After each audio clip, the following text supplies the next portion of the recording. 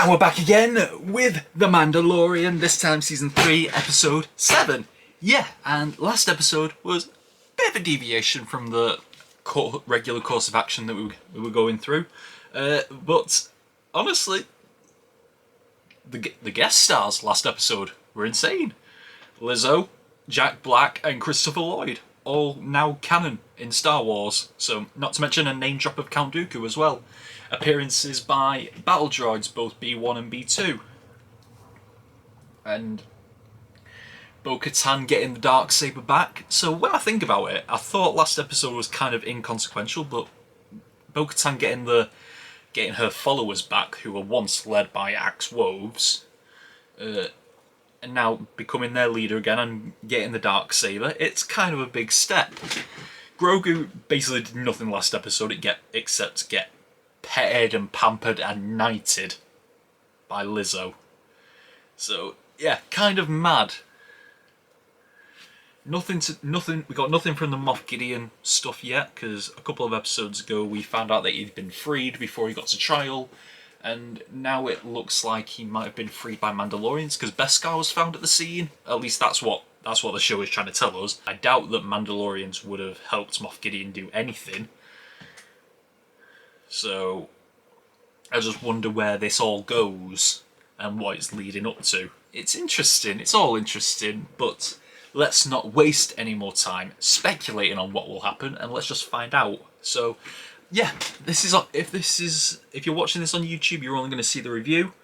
If you're watching on Patreon, you're going to see the full-length reaction to this. So yeah, let's just get into Season 3, Episode 7, penultimate episode of Season 3 of Mandalorian, starting right now.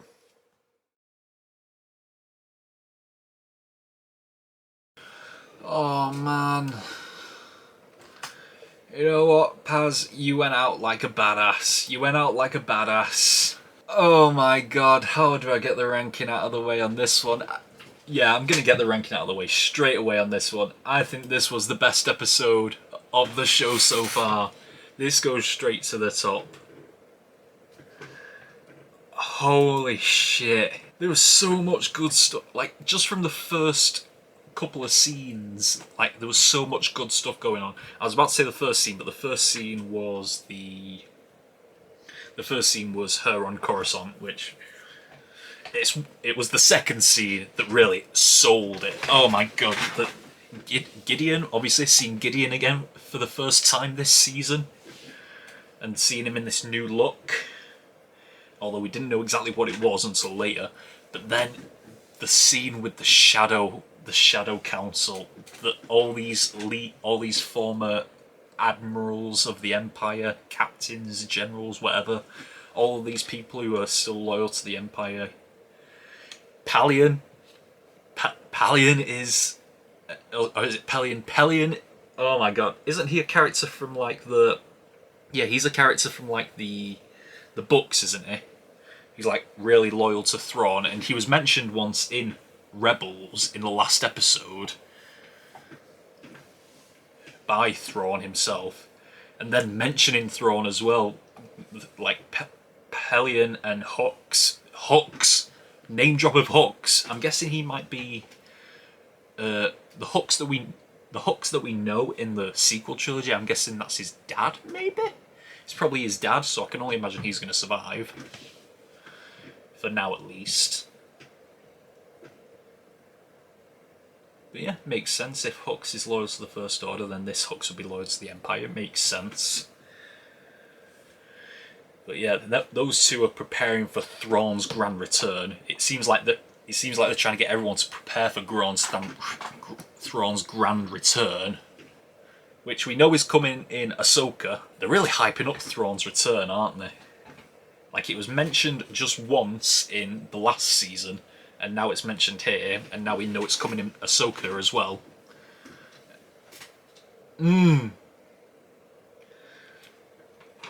Yeah, but there was so much good stuff in that. Talking about Mandalorians as well. Having Moff Gideon demanded Praetorian Guards. But yeah, that first scene, that scene with the Shadow Council, so good.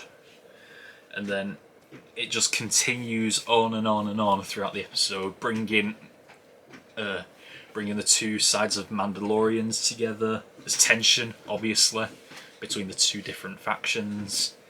The return of IG-12. Now, I am slightly upset that we're not getting proper IG back. He's basically just a puppet for Grogu to control now.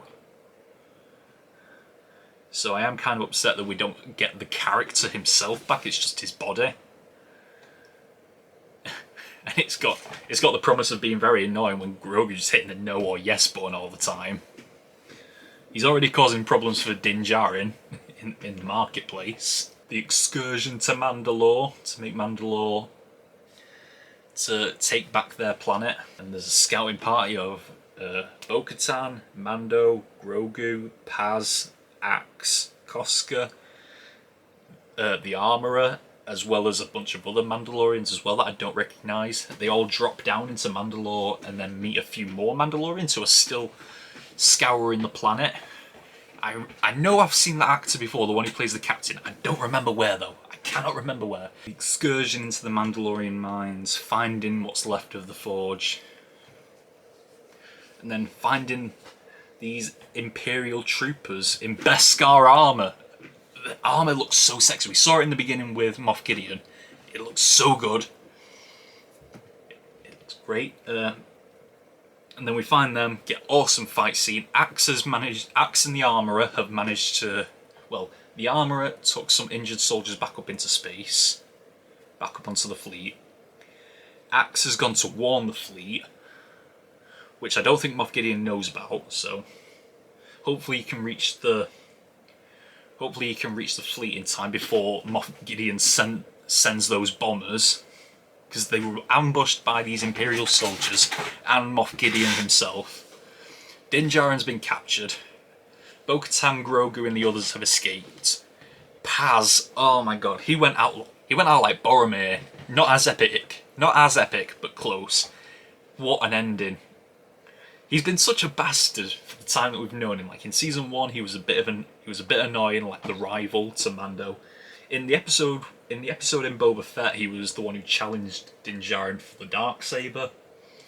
And in this season, they came to an understanding, and he rescued his son. Oh my god, Ragnar just became an orphan, and we never saw his face either. We never saw if it was actually Jon Favreau under there.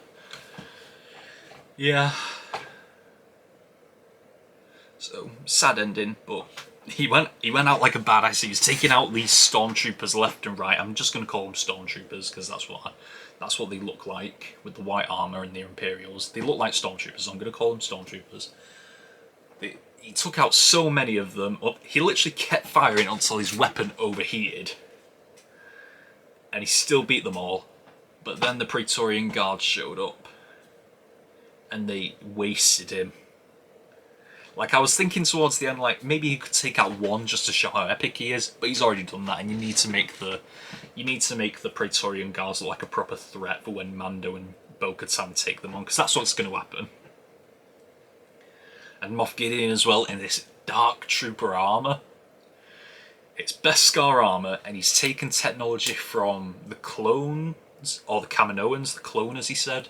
So the Kaminoans, the Jedi, the Mandalorians, he's taken it all the best things and combined it into one monster suit that now he's in.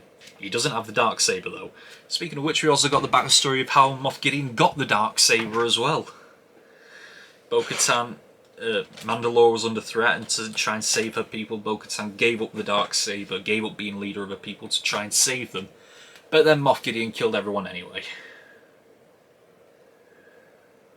So yeah, I always did wonder about that plot hole, about how would have Bo-Katan... Like, because we know Bo-Katan would have been killed by Moff Gideon.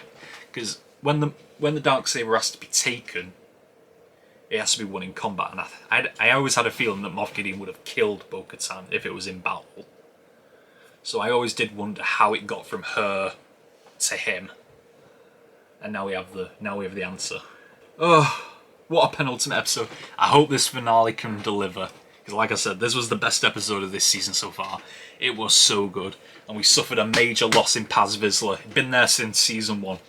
I think since episode 1 even. Is it? since episode 1. I think he was in episode 1 as well.